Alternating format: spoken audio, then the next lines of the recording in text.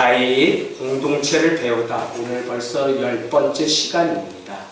우리가 어떻게 다윗의 이야기를 통해서 공동체를, 특별히 교회를 배울 수 있는지 우리는 이제 하나하나, 그래서 누구도 이 주제로 설교한 사람은 없어요. 근데 제가 기꺼이 한번 좀 해보겠다고 도전했는데 매일마다 피고름지 않은 심정으로 말씀을 준비하고 있습니다.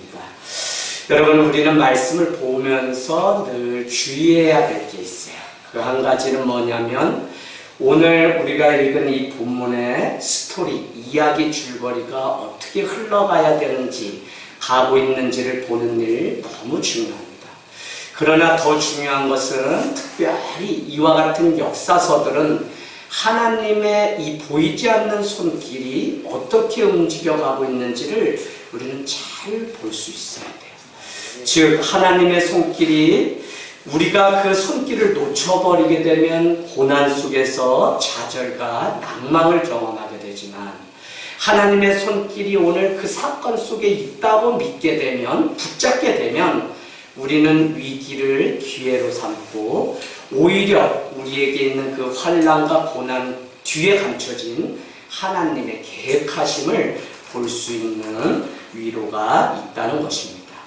그래서 한사코 여러분을 향해서 하나님은 우리를 향해서도 여전히 당신만을 의지하게 하시려고 보이지 않는 손이 있는데, 그 손은 무엇이냐면 우리의 힘으로는 아무것도 할 수 없도록 힘을 빼시는 하나님의 손길이 있다는 사실을 우리는 이 역사서를 통해서 날마다 보게 됩니다.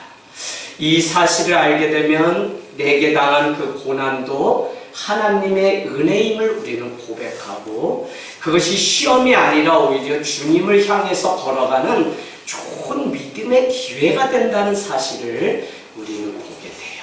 그래서 오늘 이 역사서를 통해서 우리는 감춰진 하나님의 그 손길이 무엇을 향하고 있는지를 잘 볼 수 있어야 돼요. 여러분, 왜 이것이 중요하냐면, 우리는 그 이스라엘의 그 당시의 상황과 그 당시의 여건 속에서 말씀하시는 텍스트, 오늘 이 성경 말씀을 보는데, 우리는 지금 21세기에 살고 있습니다.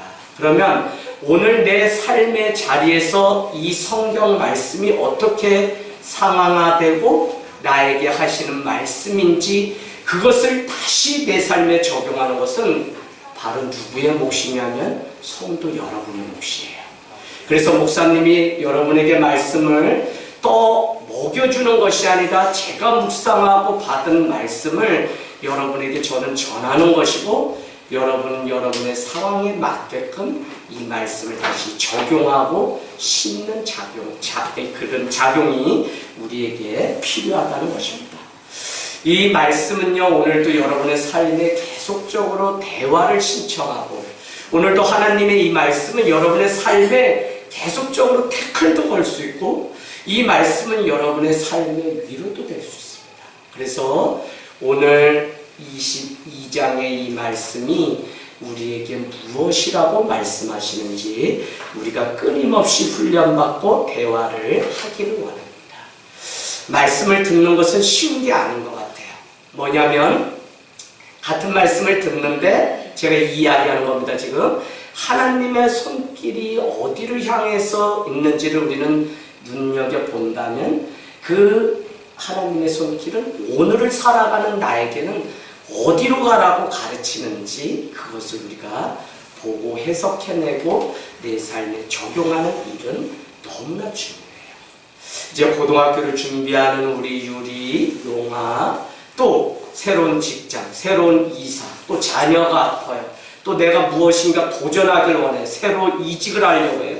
또 새로 내가 무엇인가를 하려고 한다면, 오늘 뜬금없이 아둘람 굴에 피해 있는 다윗과 이 이스라엘의 400명의 공동체의 이야기가 나에게는 무엇을 말씀하시는지 우리가 나와 상관있는 말씀으로, 그럴 때 바로 이 말씀은 우리의 심령의 폐부를 찌르며 관절과 혼과 영을 쪼개는 그 능력이 우리에게 있다는 것입니다. 그렇지 않게 되면 이 말씀은 그냥 왔다가 그냥 또 지나가는 말씀이 됩니다. 그런 차원에서 여러분, 계속적으로 저도 이 다윗 공동체를 배우다, 이 말씀이 어떻게 공동체와 관련이 있는지를 계속적으로 고름을 짜내는 심정으로, 말씀이 준비되지 않아서 막 잡히지 않아서 온종일 여기 본당에 왔다가 또 교회 건물을 몇십 바퀴가 아니라 몇십 바퀴를 왔다 갔다 하면서 고름을 짜내요. 그래서 성도가 한 번에 예배를 드리는 이 일은 저는 영광의 자리고, 전할 수 있는 저에게도 하나님의 영광이 있다고 믿는 것입니다. 여러분, 저는 다윗을 통해 우리에게 하시고자 하시는 하나님의 뜻을 발견하는 시간이 되기를 원합니다. 다윗의 중심을 보시고 하나님이 다윗의 인생을 이끄셨던 것처럼 하나님이 우리의 삶도 붙드시고 축복하기를 원하시기 때문에 그렇습니다. 비록 우리의 삶이 하나님 없는 삶인 것처럼 메마른 삶을 날마다 반복적으로 살아가는 것 같지만, 여전히 하나님은 우리의 삶을 향해서 하나님의 손길이 우리를 붙들고 계시다는 그 일들을 우리가 보기를 원합니다. 여러분, 이것이 확신이 될 때, 인정하게 될 때, 우리는 그토록 많은 찬양의 시와 신령한 노래를 불렀던 다윗과 같이 시편이라고 하는 그 기도의 시를 하나님 앞에 진정으로 올릴 수 있는 사람이 될 수 있다는 것이죠. 오늘 말씀 본론으로 들어가 보면 다윗은 그런 것입니다. 광야의 목동으로 살아가던 인생이죠. 그래서 막내라고 하는 것은 하카톤이라고 하는 히브리어라고 했습니다. 그 하카톤이라는 것은 단순히 첫째, 둘째 해서 막내라는 의미가 아니라 변방에 버려진 인생, 있으나 마나 하는 그런 인생을 히브리어로 하카톤이라고 합니다. 어쨌거나 광야에서 목동으로 살아가던 그는 한 궁궐 이스라엘의 왕으로 하나님의 기름을 붓게 됩니다. 그러나 그것은 한 번에 광야에서 궁궐로 팍 이렇게 들어간 것이 아니라는 것입니다. 사울의 죽음의 칼을 피해서, 우리가 잘 아는 것처럼 여러분 다시 한번 표시해 보세요. 19장 18절에는 뭐라 그랬죠? 라마 나요스로 사울을 피해서 도망가게 됩니다.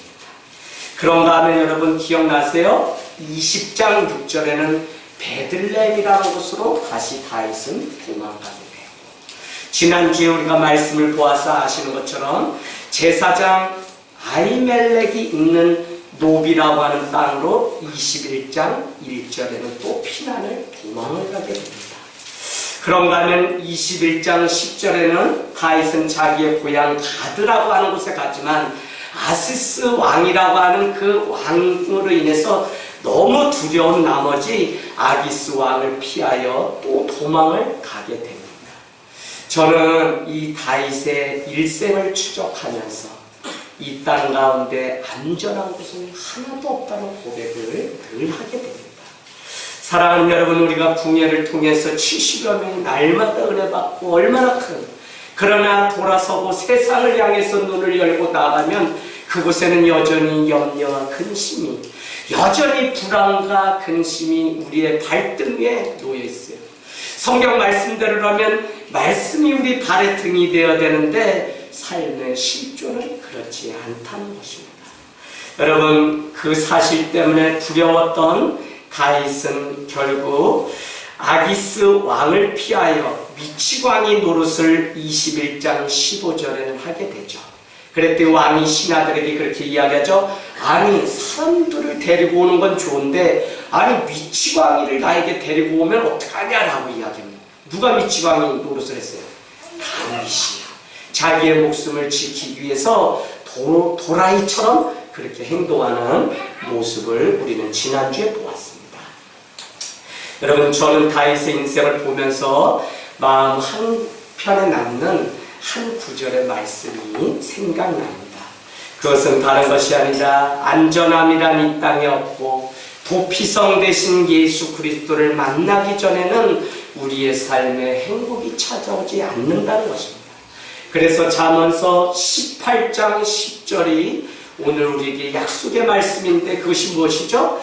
여호와 그 이름은 견고한 망대라 의인이 그리로 나아갈 때 안전함을 얻으리라 말씀합니다. 할렐루야. 우리에게 안전함을 주는 것은 아무것도 없어요. 오직 여호와 그 이름만이 우리의 견고한 망대입니다. 그래서 여러분, 우리가 환난 가운데 당할 때 여호와 그 이름을 부르고 그분 앞에 우리가 피할 수 있다는 것은 얼마나 놀라운 무기와 축복과 안전한 항구를 가지고 사는 일인지 모른다는 것이죠. 저는 여러분, 우리의 상황은 달라도 우리의 인생이 갖고 살아가는 근본적인 문제나 질문은 1세기나 21세기나 똑같다고 생각해요. 제2차 세계대전을 치렀을 때 우리 인간의 심연 안에 찾아온 3가지의 해결되지 않는 문제가 있었다고 합니다. 그 첫 번째는 고독이었고, 두 번째는 외로움이었고, 세 번째는 무엇이죠? 세 번째는 바로 절망이라고 하는 질병이 인간에게 찾아왔다는 거예요. 다시 한번 하겠습니다. 고독, 외로움, 절망. 이것은 여러분, 주님을 생각하고 그분 안에 있지 않는 한은 단 1초라도 우리의 삶에 엄습해오는 인간 누구나 가지는 두려움이고 본질이고 해결해야 되는 문제라는 것입니다. 더 깊이 말씀드리면 우리를 행복하게 살지 못하도록 만드는 것이 바로 외로움이요, 고독이요, 바로 절망과 같은 것이라는 것이죠. 그래서 우리는 안식처와 도피처가 늘 필요한 존재라는 것입니다. 오늘 왕좌에 오르기 전에 죽음으로 떨어지는 다윗의 인생을 우리는 보게 됩니다. 하카톤 병방에서 양떼나 치고 살 때 어쩌면 그 인생이 그때가 더 기뻤는지 모릅니다. 그럼에도 불구하고 하나님의 손길은 이스라엘의 왕의 보좌에 앉는 그 일이 다윗을 향한 하나님의 계획이었다는 것입니다. 그런데 더 놀라운 것은 그 광야에서 궁궐로 목동에서 왕으로 한 번에 옮겨지지 않고 그의 인생은 계속적으로 도망자의 삶을 살며 고난의 광야의 길을 걸었다는 것이죠. 저는 이 말씀을 이렇게 가만히 생각해 보면서 마치 모세가 어떻게 해요? 바로의 왕자가 되기 위해서 갈대에 담겨서 나의 강변에 버려져야 되는 그 과정이 있다는 거예요. 여러분, 그것이 내가 붙잡은 하나님보다 더 사랑한 것이었든 아니면 내가 나를 사랑하는 것이었든 하나님의 그 왕자에 앉기 위해서는 버림의 그 과정은 누구나 다 있습니다. 그런가 하면 여러분, 홍해 바다 앞에 멈춰서야 되는 멈춤의 시간이 다 있어요.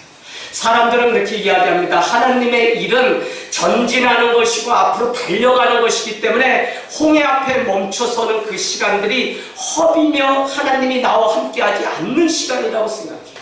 그러나 그렇지 않다는 거예요. 반드시 우리의 인생이 하나님의 쓰임을 받기 위해서는 멈춤의 시간을 반드시 주세요.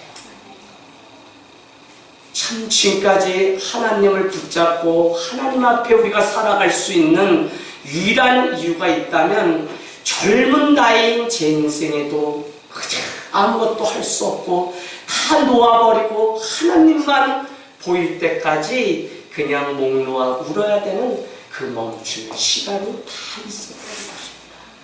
여러분, 바로 멈춤의 그 시간이 더 멀리 가기 위한 하나님의 일하는 때라고 하는 사실을 놓치지 않기를 주님의 이름으로 축복합니다. 그 시간은 더디 가는 시간이 아니라 그때가 바로 하나님의 은혜를 경험하는 시간. 그래서 오늘 다윗은 하나님의 사람으로 빚어지기 위해서 그는 하나님의 말씀은 분명히 약속했습니다. 기름 부은 이스라엘의 왕이 될 거라고.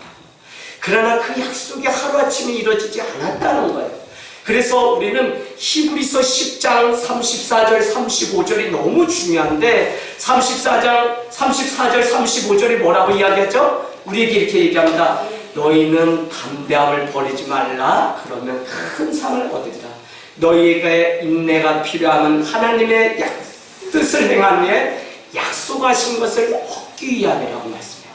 여러분, 하나님이 오늘 왕이 되겠다고 약속하셨거든요.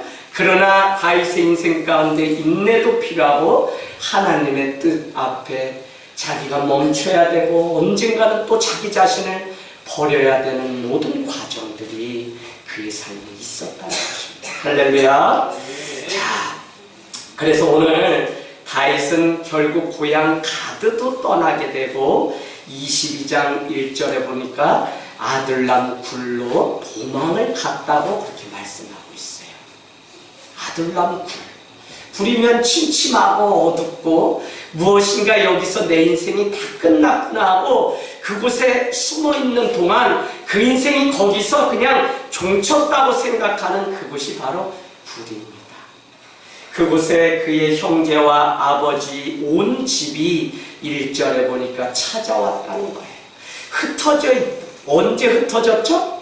저기 블레셋과의 싸움에 나가 있는 형제들에게 너 형제들의 소식이 어떤지 좀 가서 보고 오거라 라고 양떼를 치던 그 다윗을 이렇게 심부름을 보냈는데 심부름을 갔던 다윗은 골리앗 앞에 굴복하고 있는 이스라엘의 군대를 보며 그는 그렇게 말했죠. 너희가 모욕하는 그것을 향해서 나는 칼과 단창으로 너희는 오지만 나는 하나님의 이름으로 너희에게 나가서 싸우겠다고 이야기하면서 그는 그렇게 고백합니다. 나는 주의 종이라고 그렇게 고백합니다. 우리 찾아가 보겠습니다. 주의 종 어디에 나오죠? 네, 32절 17장 32절. 예, CTS에 제 설교 방송도 나가지만 새벽 종소리라고 하는 곳에 도서 큐티가 나가는데 거기에 오데이 목사님이 쓰신 다윗 골리앗을 이기다라고 하는 책의 한 구절을 제가 이렇게 보내서 그거를 캡처해서 여러분 화장실에 이렇게 올려놓았습니다. 오늘 그토록 이스라엘과 블레셋의 싸움 앞에서 한 번도 이스라엘 군대 사람들은 자기를 주의 종이라고 고백해 본 적이 없어요. 두려워서 거인 골리앗 앞에 그냥 무서워서 두려워 떨고 있었지. 그러나 보잘것없는 다윗이라고 하는 소년은 17장 32절 다윗이 사울에게 말하되 그로 말미암아 사람이 낙심하지 말 것이라 주의 종이 가서 저 블레셋 사람과 싸우리다 하니 주의 종이라고 하는 분명한 정체성이 오늘 다윗에게 있었다는 것입니다. 여러분께 재차 말씀드리지만 현대 21세기 우리를 무너뜨리는 건 다른 게 아니에요. 본회퍼나 이미 우리에게 희망의 신학자 몰트만이 이야기했던 것처럼 21세기의 위기는 무엇이냐면 자기 정체성이 없는 것이 위기입니다. 그리스도인이 자기의 정체성을 잃어버린 채 세상에 나가서 세상의 논리로 똑같이 살기 때문에 위험한 시대예요. 그러나 오늘 다윗은 분명하게 나는 주의 것, 주의 사람, 주의 종이라고 밝혔다는 것입니다. 그는 오늘 그렇게 나가서 싸우면서 심부름 갔다가 부모 형제가 헤어지게 됐는데 22장 1절 드디어 상봉하게 되는데 어디서 상봉했다고요? 사울을 피해 도망 하다가 결국은 어디요? 아둘람 굴에서 만나게 됩니다. 부모가 다윗이 이곳에 피했다는 소문을 듣고 그곳까지 찾아왔을 때 그 심정은 어땠을까요? 그런가 하면 블레셋과의 전쟁 뒤에 더 큰 전쟁을 치르고 있는 사울의 사위요 그는 장차 왕이 될 자임에도 불구하고 반드시 승리 위에는 뭐가 있다고요? 대가를 지불해야 된다고 말씀드렸습니다. 여러분 그 대가는 언제부터 시작되었다고요? 블레셋을 이기고 돌아오는데 많은 여인들이 그 예루살렘 궁전에 앉아서 그렇게 이야기하죠. 뭐라고요? 다윗은 만만 사울은 천천. 그랬더니 사울 왕이 무슨 생각을 해요? 아, 저가 이제 가질 것은 이 나라밖에 없구나 라고. 그래서 수금을 타고 있는 다윗을 향해서 악심이 사울에게 임하면서 아니 피리 불고 노래 잘하는 다윗에게 이 창을 던지게 됩니다. 그날부터 도망자의 신세가 다윗의 인생 가운데 있게 됩니다. 여러분 그러나 다윗의 이러한 삶이 더 많은 인생을 품게 되고 더 많은 은혜를 입었다는 사실을 우리는 놓치지 말아야 합니다. 진정 더 많은 영혼을 품을 수 있는 사람은 누구냐? 더 많은 고난을 당해본 사람만이 영혼을 품을 수 있어요. 여러분, 많은 사람들, 제가 늘 말씀드리지만 그냥 이렇게 두 분이 계세요. 그냥 온 시간에 살아가셨던 분, 고난을 치렀던 분. 그런데 그냥 온 시간에 살아갔던 분도 물론 잘하겠죠. 그러나 제가 오늘 말씀드리려고 하는 것은 그분은 영혼의 아픔을 이해하지 못하기 때문에 영혼을 맡기면 영혼이 줄어들더라니까요. 그런데 산전수전 공중전 다 치러보신 권사님들은 영혼이 아프다 그러면 그냥 전화로가 아니라 그냥 찾아가서 만나고 그 영혼의 이야기를 가슴에 귀를 대고 들어주는 그래. 그러니까 초등학교만 졸업하신 권사님인데도 대학 나오시고 교수하시던 권사님보다 영혼은 갑절이나. 그래서 제가 이게 어디에 차이가 있을까? 고난의 깊이의 차이입니다. 왜? 그것이 결국은 그 인생의 차이를 만들어내요.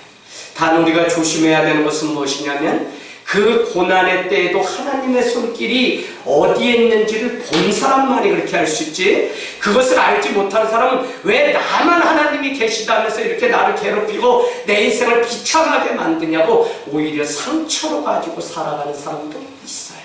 그래서 오늘 말씀을 통해서 하나님의 계획, 그 손길이 어디에 있는지를 발견할 때 고난은 더 이상 고난이 아니라 도리어 시편 119편 76절의 말씀, 67절입니까? 전에는 내가 그렇게 행하였지만 이제는 고난 당한 후에는 내가 주의 율례를 따라 주의 법도 주의 말씀을 따라 살게 되었다고 고백했던 다윗. 그는 청년들에게도 그렇게 말씀하죠. 청년아, 너는 다른 것으로 살지 말고 어떻게 해요? 삼가 주의 말씀으로 그 행실을 깨끗게 하라. 말씀을 강조하는 인생으로 다윗의 인생은 바뀌었다는 것입니다. 여러분, 우리 역시 하나님의 뜻이 있는 고난임을 알게 되면 변함없는 사랑의 사도가 됩니다. 지금 지식이 많은 사람, 뭔가 조직과 시스템으로 교회가 돌아가는 것 같고 사회가 돌아가는 것 같지만 사실은 영혼의 마음을 사거나 움직일 수 있는 사람은 고난의 과정을 뛰어넘어서 누군가의 아픔을 내 것으로 여길 수 있는 사랑의 사도만이 영혼을 변화시키고 살릴 수 있다는 거예요. 교회가 왜 오늘날 냉랭하고 우리가 왜 냉랭하냐? 하나님의 사랑, 처음 사랑을 에베소 교회와 같이 잃어버렸기 때문에 우리가 그래요. 그래서 손을 잡아도 냉랭하고 그냥 한여름에 잡아도 썰렁썰렁하고 그냥 불을 좀 떼드렸으면 아버님 집에 가스렌지 아니죠? 뭐죠? 보일러를 놔드렸어요. 경동 보일러. 예, 그거 아니고요. 예. 자, 그래서 정말 이렇게 마음이 차가운 그런 것들이 있어요. 그러나 사랑이 그 안에 있으면 그것이 누군가의 인생을 이끌고 움직이기 시작한다는 것입니다. 믿는 우리가 상처를 받는다고 해도 하나님의 손길을 우리가 따라가게 되면 우리는 그것을 영광의 흔적으로 바꾸는 은혜가 있다는 것입니다. 오늘 아들람굴에 모인 사람들의 삶은 너무 비참해요. 여러분 2절 한번 볼까요? 2절. 예. 환난당한 모든 자, 모든 자 여러분 동그라미 쳐보세요. 모든 자, 빚진 모든 자, 마음이 원통한 모든 자겠죠? 다 그에게로 모였고 그는 그들의 우두머리가 되었는데 그와 함께한 자가 400명 가량이었더라 라고 말씀하고 있습니다. 진짜 그냥 어지간히 모여야 되는데 아주 원통하고 빚지고 환난당한 모든 자들만 이 동굴 안에 지금 모여 있어요. 저는 참 이것을 보면 참 재밌는 것 같아요. 하나님의 일하심이라는 게 너무 재미있습니다. 거기에 자기도 지금 도망자인데 거기에 우두머리가 됐어요. 다윗이. 그런데 또 400명의 식솔도 건사해야 되는데 뭐 먹고 살아요? 동굴 안에서. 참 비참하죠? 여러분, 다윗이 리더가 되었다는 것이 기쁜 일일까요? 아니, 내 인생도 비참한데 이곳에 모인 사람들은 더 비참하면 그냥 절망하지 않을까요? 환난, 빚진 모든 자, 원통, 단어만 들어도 그 동굴 안에 어둠과 흑암과 공허가 가득했을 것이 상상이 됩니다. 그런데 이상하죠? 하나님은 왜 지금 내 인생도 너무 비참하고 힘든데 꼭 이런 사람들만 붙여주는지 모르겠다는 거죠. 개척하고 제가 깨닫게 되었는데, 개척하고 가장 필요한 게 뭘까요? 기도하는 용사고 믿음의 사람이고 돈도 있으면 좋고 하는데, 개척을 막상 해보고 났더니 사연은 그렇게 많아. 사연이 그렇게 많아. 상처는 죄다 상처 많아서 아픈 병은 다 우리 교회. 제가 언제도 얘기 드렸지만 저녁 기도에 기도하는데 8명이 막 뒤에서 보는데 눈물이 나고 이게 막 슬프다가 나중에 승질도 나고 막 그래요. 왜? 아니, 하나님 뭐 좀 이 목사를 사랑하면 좀 적당히 그래도 섞어서 보내지.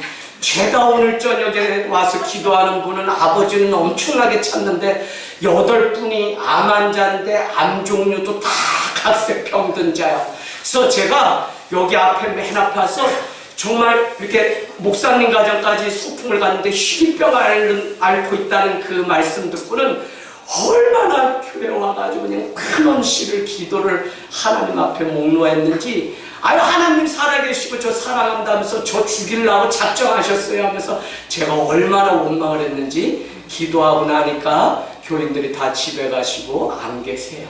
아유 목사님이 나 때문에 힘드신가 보다 그러셨는지, 아우 그날도 내가 얼마나 죄송하고 미안한지. 또요, 그지들이 모일 수는 있죠. 근데 그지 중에도 무슨 그지? 상그지만 모였어요. 여러분 지금 우리 교회가 수준이 엄청 좋아진 거예요. 성경 찾자 그러면 아무데나 펴놓고 하얀 건 종이요 까만 건 글씨요. 그 에베소서 읽자 그러면 막 베드로전서 펴놓고 글씨도 모르시는 분도 있고 막 그래요. 지금 수준이 너무 높아졌어. 나 걱정이에요. 근데 어쨌거나 개척하고 보니까 이것보다 더한 사람들만 모였어요. 그래서 저는 주님이 저를 시험하는 줄 알았다니까요. 그런데 밤마다 기도하고 나면 하나님이 제 마음에 교회는 바로 이런 곳이라는 마음을 주셨습니다. 있는 자, 부유한 자, 능력 있는 자가 아니라 하나님이 아니면 살 수 없는 자가 모인 이 하늘 땅 교회가 축복이라는 마음을 저에게 주셨어요. 네. 여러분 들어오는 입구에 필립 얀시의 글처럼 교회란 높은 자가 낮아져야 들어올 수 있는 곳이고, 교회란 낮은 자가 예수 그리스도 때문에 높아지는 곳이 바로 교회라고 하는 그 확신이 제 마음 가운데 들었습니다. 오늘 시험을 보고 우리 아들이 이렇게 왔어요. 이제 끝나고 막 새벽 2, 3시까지 며칠 피곤하잖아요. 그러면 목사님 아들이라도 저만 푹 감으면 우리 아들이 가서 얘 입을 덮고 잘 잘 텐데 아빠 예배 때 봐요. 아이고 문자가 얼마나 반가운지. 저도 약해요. 그리고 성도 중에 가장 어려운 성도는 우리 집 식구예요. 근데 예배를 기꺼이 와준 우리 용화가 얼마나 대견하고 감사한 것이. 그런데 여러분, 교회는 자기 힘으로 승리하고 합격하고 시험 잘 보는 사람이 오는 것이 아니라 깨지고 넘어져서 주님이 아니면 살 수 없다고 인정하는 사람이 모여야만 그곳이 온전한 교회고 주님이 기뻐한다는 사실을 알게 되었습니다. 오늘 아둘람 동굴은 다윗과 모든 자들에게 피난처가 되었던 곳입니다. 시편을 보면 유나님 안에 등장하는 40회 정도 등장하는 단어가 뭐냐면 피난처라는 단어입니다. 은신처라고 하는 단어. 시편 57편 여러분 한번 찾아가 보시면, 특별히 시편 57편은 아둘람 굴에 피해서 도망자의 인생을 살던 다윗이 하나님 앞에 기도했던 시입니다. 그래서 57편 머릿말에는 아둘람 굴에서 다윗이 부른 노래라고 하는 그 각주가 달려 있습니다. 여러분 57편 1절 말씀이 이렇게 노래합니다. 하나님이여 나를 긍휼히 여기시고 나를 긍휼히 여기소서. 내 영혼이 주께로 피하되 주의 날개 그늘 아래 이 재앙이 지나가기까지 피하리다 라고 다윗은 고백합니다. 오늘 다윗의 인생은 아둘람 굴에서 하나님을 피난처로 삼은 인생이며 주께서 자기 인생을 붙잡고 계시다는 그 사실을 알기에 사울 왕을 더 이상 의지한 것이 아니라 영원하신 하나님을 향해서 기도하고 간절한 노래를 불렀다는 사실을 우리는 알게 됩니다. 저는 여러분 오늘 이 말씀을 준비하면서 부족한 하늘 땅 공동체로 도망와 주신 여러분을 축복하고 감사한 마음이 들었습니다. 사실 저도 서울 종로 한복판에서 피난처가 없을까 하다가 이곳 오산으로 도망을 오게 되었습니다. 오산에 온 게 권사님 보니까 오산이었어요. 그런데 주님의 말씀의 약속이 늘 제 삶 가운데 있게 되니까 예수님 말고는 가진 게 없는 사람들이 모인 곳이 바로 오산이고 내 삶의 전부를 내려놓고 광야 가운데 나와서 하나님만 의지하게 하는 방식이 개척이었어요. 그래서 여러분께 감히 고백하기는 이재학이라고 하는 사람이 목사이지만 그는 주님을 따르는 한 양입니다. 그래서 주님 앞에 서는 마지막 날 목사 이재학이 아니라 한 신앙인이었던, 여러분과 똑같이 한 성도였던 이재학으로서 인정을 받아야 되는데 그 인정을 받게 하시려고 오죽하면 가장 어렵다는 이 오산에 사람 만들라고 저를 개척을 보냈을까 하는 생각이 들었습니다. 저는 여러분 교회를 공동체라고 생각하고요, 피난처라고 생각합니다. 이 공동체는 소망의 노래를 부르는 은혜의 터전입니다. 그래서 그냥 있는 모습 그대로 모여도 행복한 게 공동체예요. 누군가 아프면 내가 대신 아파하는 게 공동체고, 누군가 힘들어하면 그것이 그를 향한 그냥 뒷말이 아니라 기도해 줄 수 있는 것이 공동체입니다. 누군가가 기뻐하면 그것을 질투하는 것이 아니라 내일로 여기고 함께 기뻐하는 것이 공동체입니다. 공동체는 자기 모든 것을 잃어도 받아주는 것이 바로 공동체예요. 지금 우리가 자녀들에게 물려줄 공동체를 찾고 이 사회가 가장 지금 필요로 하고 회복해야 될 것이 무엇이냐면 사람이 사람을 인정해주고 시민을 시민으로 환대해주는 공동체다운 공동체. 개인주의가 틈타지 못하고 서로 더불어서 함께 세워갈 수 있는 손 위에 또 손을 얹어놓고 부족한 자일지라도 뽑아버리는 인생이 아니라 그도 심고 세워서 어린 적이 윤희, 어린 수아조차도 하나님의 나라를 함께 이뤄가는 그 공동체를 우리는 배워가고 있다는 것입니다. 여러분 오늘 말씀을 마치면서 우리 인생은요 온실 안에서 만들어지지 않습니다. 누구든 동굴에 살았던 경험이 있어야 영혼을 품고 나을 수 있습니다. 오늘 우리가 걸어온 어둠의 흔적은 결국 변화의 영혼을 살리는 도구가 되고 선교를 열어가는 능력이 될 줄로 믿습니다. 우리가 누군가를 끝까지 사랑하게 하는 힘은 궁궐 안에서 만들어진 것이 아니라 아둘람 동굴과 같은 광야에서 만들어졌다는 것입니다. 우리의 인생을 변화시키는 말씀은 결국 광야에 나가서 다른 것 의지하지 않고 아무것도 두르지 않은 그냥 인간 이재학 나 한 사람이 하나님의 존전 앞에 세워질 때 비로소 하나님의 말씀이 들리고 비로소 그 말씀 아니면 살 수 없게 되고 비로소 그 말씀이 나를 향한 사랑의 약속으로 들려지는 은혜가 있는 줄로 믿습니다. 역대상 12장 22절 역대상 12장 22절 사람이 날마다 다윗에게로 돌아와서 돕고자 하며 큰 군대를 이루어 하나님의 군대와 같았더라 라고 말씀합니다. 여러분 돕는 자가 날마다 더했어요. 왜 그렇죠? 그 많은 자를 품을 수 있는 다윗이라고 하는 그릇이 준비되었기 때문에 그렇습니다. 저는 늘 여러분께 전도 나가서 무엇하는 거 다 중요합니다.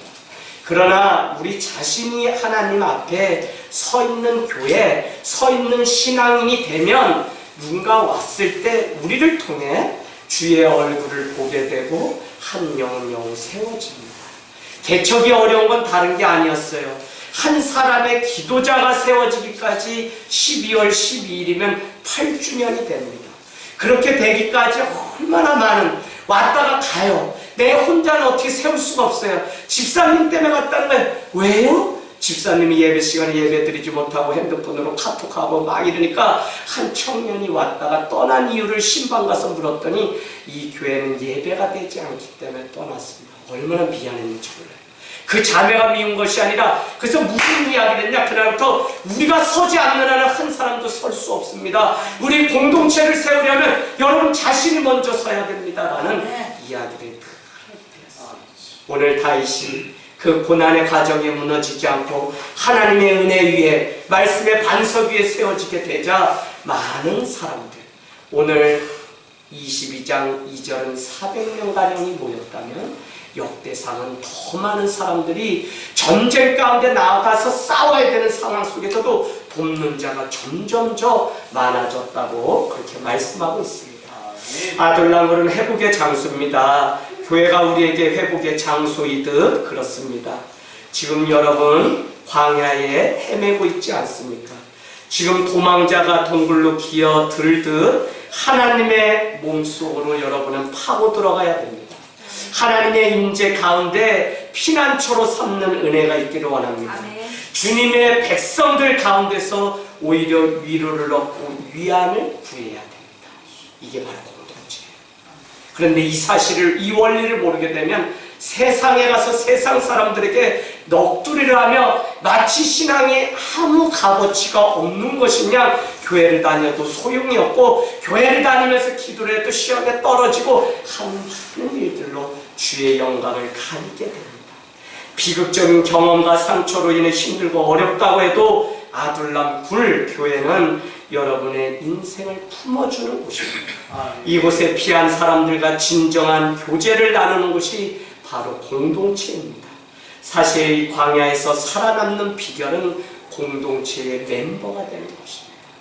저는 우리 교회가 세워지고 한 4가정 정도, 그러니까 딸이 저 멀리 잘 돼서 대학을 가서 한 가정은 우리 성도님이 오시게 되니까 사랑을 빼앗겼다고 생각해서 가장 열심히 하다가 어느 날 목사님 그냥 또 다른 사람 찾아갈게요 하고 또 가죠.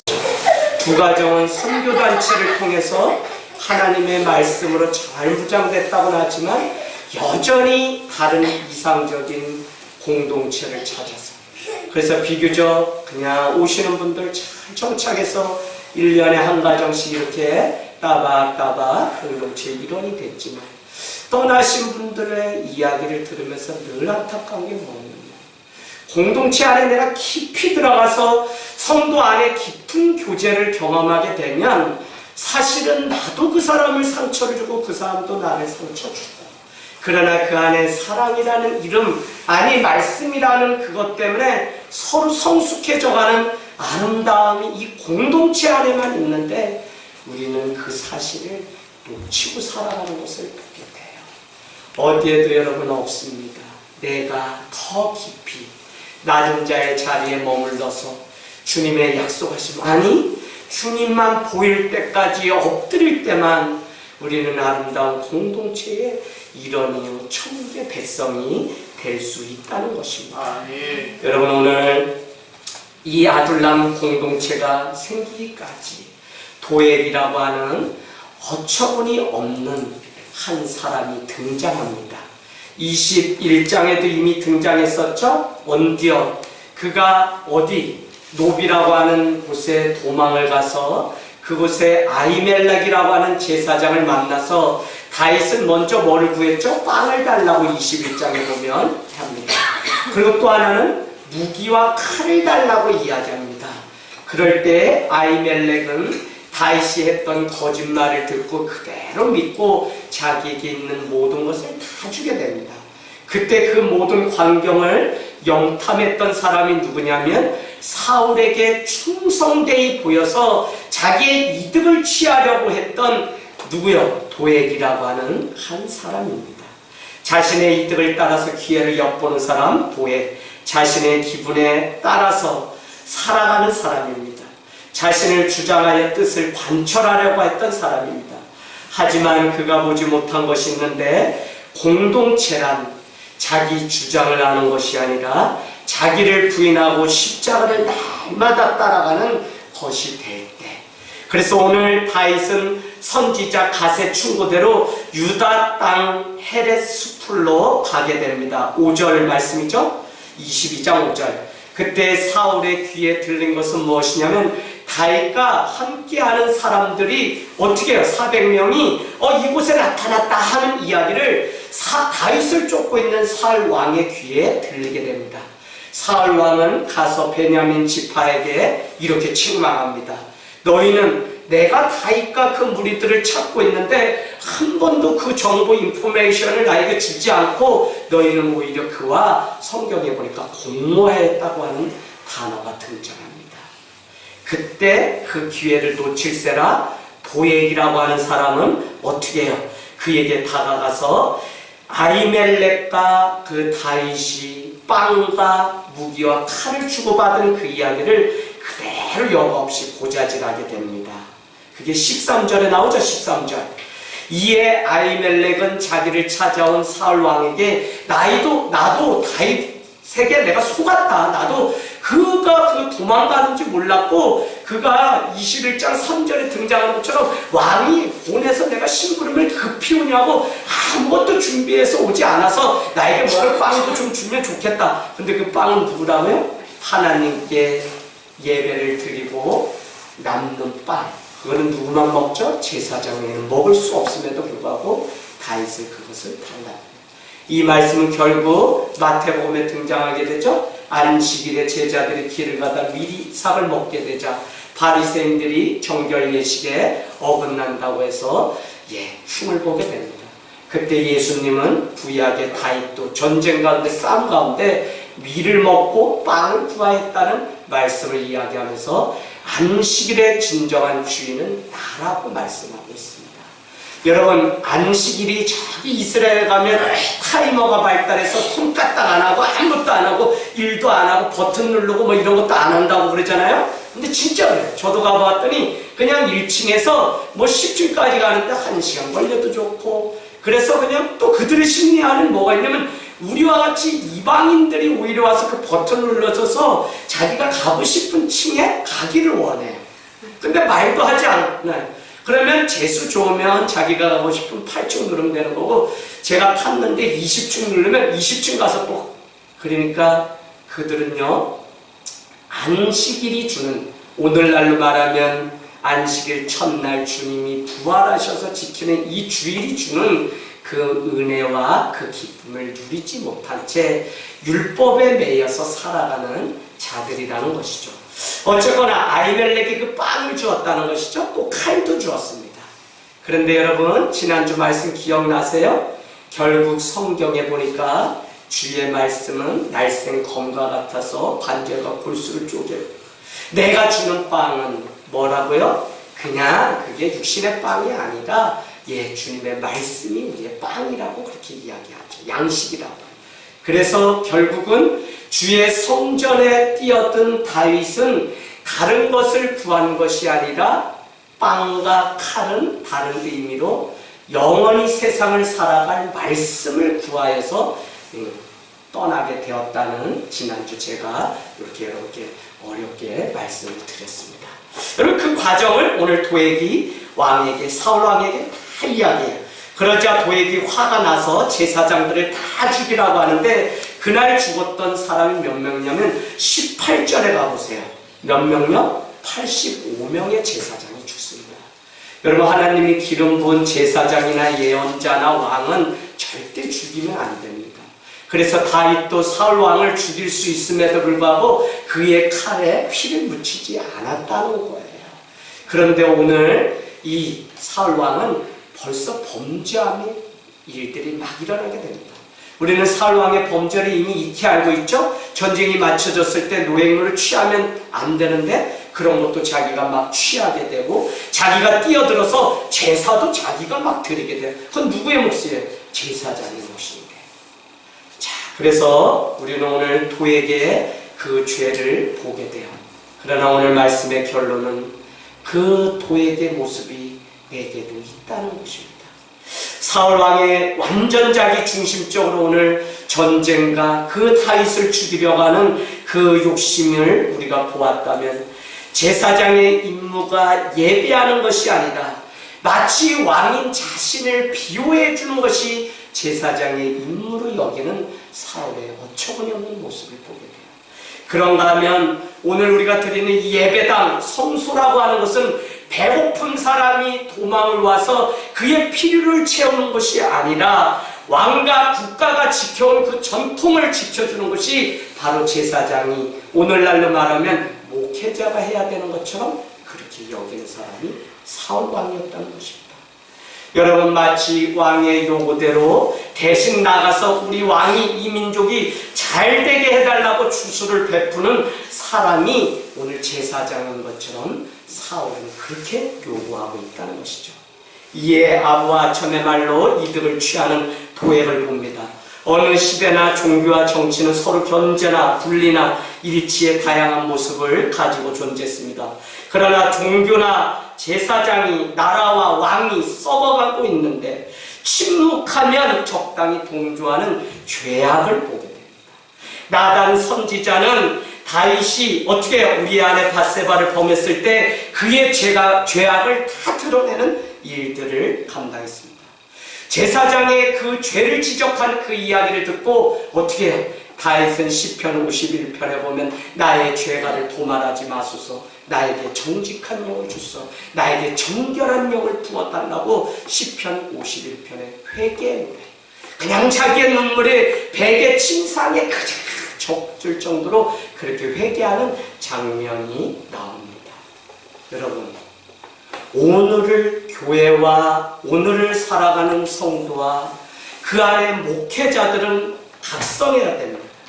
교회가 성도가 빛과 소금이 되어서 죄악이 무엇인지 비춰줄 수 있는 그 거울이 되어야 되는데 오늘날 일부 목회자와 많은 사람들은 구구 기도회라는 그 이름으로 저곳에 가서 그냥 엎드려서 대신 주수를 베풀며 기도하는 그 역할을 했던 적이 얼마 전까지도 있어요. 저는 이것이 바로 교회가 썩고 성도가 썩는 지름길이에요. 누가 그랬다고요? 도액이라고 하는 사람이 오늘 그랬다는 겁니다. 여러분, 도액의 칼을 피해 달아난 사람이 아히멜렉의 아들 아비아달입니다. 그는 도망을 가서 다윗에게 이 모든 과정들 85명의 제사장들이 죽었다고 그렇게 이야기를 합니다.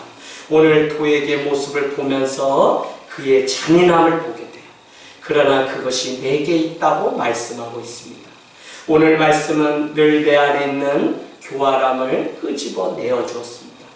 꼼짝 못하고 인정할 수밖에 없게 만들더라고요. 내 안에 있는 두려움이라고 하는 것이 단순히 믿음 없음이라는 사실을 깨닫게 되면서 하나님 앞에 항복하게 만들었어요. 오늘 도액은 두려웠던 것입니다. 왜요? 자기의 목숨에 칼날이, 사울의 칼이 올까봐. 여러분, 그래서 말씀 속에 사는 것이 위로고 도전이 되는 날이었습니다. 우리가 주의 영광을 지키는 것은 성도가 말씀으로 살아갈 때 가능합니다. 성소에 나가서 주의 얼굴을 구해야 하나 우리는 이 예배당에 나와서 주의 얼굴을 구하는 것이 아니라 더 다른 사람과 비교해서 더 큰 우월감을 가지고 또 경쟁에서 우위를 차지할 목적으로 하나님의 이름을 부른다든지 혹은 자신의 종교적 권위를 정당화시킬 목적으로 머물다가 세상으로 나가는 도액과 같은 삶을 살아가는 사람이 교회 안에 얼마나 많죠. 교회 와서 예수님을 만나야 되는데 재차 여러분께 말씀드리면 많은 사람들이 다윗의 신앙을 부러워하면서도 그것에 관심은 있지 않고 골리앗이 지닌 투구와 칼과 창, 세상이 말하는 그 큰 것에 관심을 빼앗겨서 교회와 성도가 진정한 힘을 놓치고 하나님을 붙잡아야 될 때 여전히 두려움이라고 하는 자기 안전망 안에 갇혀서 하나님은 온데간데 없이 그냥 세상을 따라서 살아가는 그 시대에 우리가 놓여 있다는 것입니다. 여러분, 거룩한 말씀 앞에 서기를 게을리하면 반드시 우리는 세상의 논리를 따라 자기 주장을 하게 되었습니다. 오해하지 마세요. 교회는 민주화라는 말이 아주 좋은 말인 것 같지만 저는 하나님께 계속 여러분께 말씀 많이 드립니다. 어떻게 해요? 윗물이 맑아야 아랫물이 맑다? 세상 속담이라. 아니요, 내가 맑아야 윗물이 맑은데 성경이 왜? 내가 죽어야, 예수가 죽어야 온 인류가 구원받는 것처럼 내가 죽어야 우리 가정이, 직장이 산다니까요. 그런 축복이 뭐죠? 적은 거를 투자해서 많은 것을 얻는 게 세상은 기적이고 축복이라고 합니다. 그러나 베드로의 인생을 보면 많은 시간, 많은 것을 들였지만 그는 애운 것이 하나도 없었고 그래서 주님을 만난 것이 기적이었습니다. 여러분, 성숙은 무엇일까요? 세상의 성숙은 어머니의 집에 살다가 결혼해서 출가하는, 독립하는 것이 성숙이에요. 성경 그렇지 않아요. 내가 마음대로 띠띠며 살다가 이제는 주님 아니면 살 수 없는 의존적인 존재가 될 때 성숙한 사람이랍니다. 여러분, 우리가 성경적인 가치관과 세계관을 가지지 않으면 얼마나 주님의 이름을 말하면서 주님의 이름을 팔 뿐 정말 주님이 원하시는 그 믿음의 진리의 길을 가지 못하는지 몰라요. 공동체 중요합니다. 더불어 두세 사람이 모여서 주의 이름으로 부르는 그 공동체, 그것이 바로 오늘 아둘람, 그리고 그것에는 세상에 보잘것없는 버림받은 사람들이 모였어요. 그래서 여러분께 재차 부탁드리기는 여러분의 상처 가지고 그대로 오세요. 두려움도 가지고 오세요. 그냥 여러분 품으로부터 상처 가지고 오세요. 그러나 그것을 가지고 정직하게 주님 앞에 쓰셔야 됩니다. 도망가면, 말씀 앞에서 도망가게 되면 우리는 다잡은 하나님의 은혜를 놓쳐버리고 여전히 그 옛날 두렵고 그 옛날 우리의 삶에 방해 노릇을 했던 그 과거와 작별하지 못한 채 살아가게 돼요.